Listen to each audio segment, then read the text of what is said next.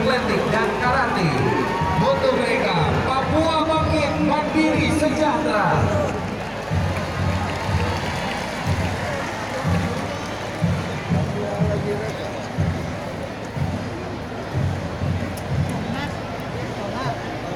Hadirin yang berbahagia, selanjutnya kita sambut yang mulia Bunda Provinsi Maluku.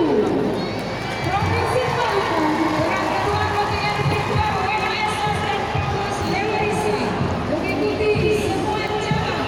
Provinsi Maluku berusaha menampilkan yang terbaik dan mencuri kemenangan di setiap kesempatan yang didapat. Dalam moto mereka, lawan merah Hamyala, maju terus, pantang mundur, Provinsi Maluku.